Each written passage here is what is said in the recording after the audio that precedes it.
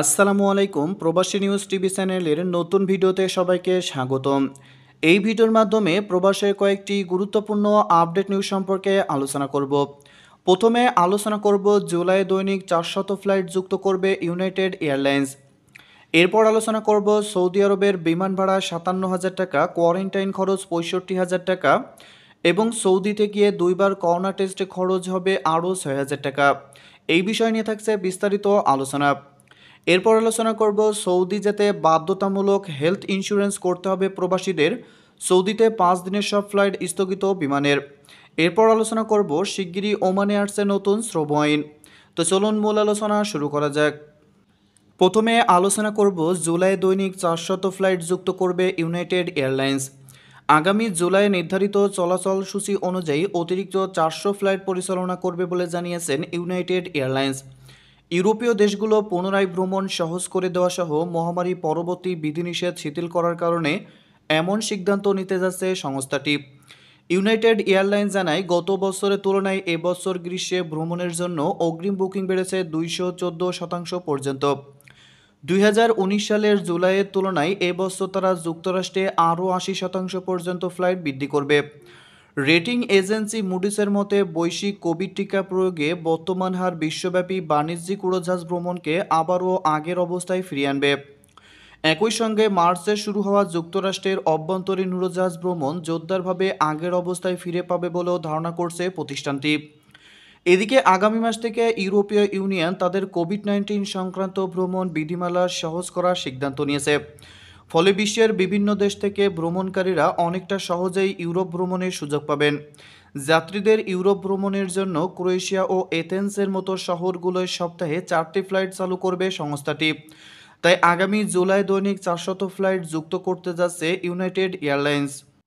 এরপর আলোচনা করব সৌদি আরবের বিমান ভাড়া 57,000 টাকা, কোয়ারেন্টাইন খরচ 65,000 টাকা এবং সৌদিতে গিয়ে দুইবার করোনা টেস্টে খরচ হবে আরও 6,000 টাকা। করোনা সংক্রমণ ঠেকাতে কোয়ারেন্টাইন ইস্যুতে কঠিন শর্ত জুড়ে দিয়েছে সৌদি আরব সরকার। ঢাকা থেকে সৌদি আরবের দাম্মাম, রিয়াদ ও জেদ্দা রুটে চলাচল করে বিমান বাংলাদেশ এয়ারলাইন্স। এছাড়াও প্রায় 8টি রুটে চলে সৌদি এয়ারলাইন্সের সাউদিয়া। এসব রুটের একমুখী প্লেন ওয়ান ওয়ে ভাড়া সর্বনিম্ন 45,000 টাকা থেকে সর্বোচ্চ 57,000 টাকা। এইসব রুটে যাত্রীদের টিকিটের সঙ্গে জুড়ে দেওয়া হয়েছে 7 দিনের প্রাতিষ্ঠানিক কোয়ারেন্টাইন খরচ। সৌদি সরকার নির্ধারিত হোটেলে এই কোয়ারেন্টাইন খরচ 65,700 টাকা, যা টিকিটের মূল্যের চেয়েও প্রায় 20% বেশি। সৌদি প্রবাসীদের খরচ এখানেই শেষ নয়। সৌদি সরকারের নিয়ম অনুযায়ী একজন প্রবাসীকে সৌদি পৌঁছে নিজ খরচে একবার করোনা ভাইরাসের টেস্ট করাতে হবে। কোয়ারেন্টাইনের ষষ্ঠ দিন আবার টেস্ট করাতে হবে। প্রতিবার 129 সৌদি রিয়াল করে বাংলাদেশিদের 2 টেস্টে খরচ হবে প্রায় 6,000 টাকা। তাই বর্তমানে সৌদি আরবের বিমান ভাড়া 57,000 টাকা হলেও কোয়ারেন্টাইন খরচ হচ্ছে 65,000 টাকা, যা বিমান ভাড়া থেকেও 20% বেশি এবং সৌদিতে গিয়ে দুইবার করোনা টেস্ট করাতে হবে। প্রথমবারই করোনা টেস্ট করাতে 129 সৌদি রিয়াল খরচ হবে এবং দুইবার যদি করোনা টেস্ট করাতে হয় তাহলে বাংলাদেশি 6,000 টাকার মতো খরচ হবে, যা নিতান্তই সৌদি প্রবাসীদের জন্য একটি অতিরিক্ত চাপের বিষয়। এদিকে সৌদি যেতে বাধ্যতামূলক হেলথ ইন্স্যুরেন্স করতে হবে প্রবাসীদের, সৌদিতে 5 দিনের সব ফ্লাইট স্থগিত বিমানের। সৌদি যেতে এখন থেকে প্রবাসীদের বাধ্যতামূলক হেলথ ইন্স্যুরেন্স করতে হবে। করোনা হলেই ইন্স্যুরেন্স প্রতিষ্ঠান তার চিকিৎসা ব্যয় বহন করার বিষয়ে এতে স্পষ্ট উল্লেখ থাকতে হবে। ভ্রমণ সংক্রান্ত ক্ষেত্রে মিথ্যা তথ্য দিলে শাস্তি হিসেবে দেশে পাঠিয়ে দেওয়ার কথাও বলা হয়েছে সৌদি থেকে।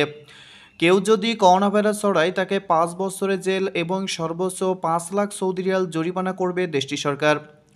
যদি সেই ব্যক্তি প্রবাসী হয় তবে তাকে শাস্তি দেওয়ার পর সৌদি থেকে বিতাড়িত করা হবে এবং সে আর কোনোদিনও সৌদি আরবে যেতে পারবে না। এছাড়াও ফ্লাইট পরিচালনার ক্ষেত্রে আরও বেশ কয়েকটি শর্ত জুড়ে দিয়েছে সৌদি সরকার। এই অবস্থায় চরম বিপাকে পড়েছে বাংলাদেশ বিমানসহ সৌদি এয়ারলাইন্স।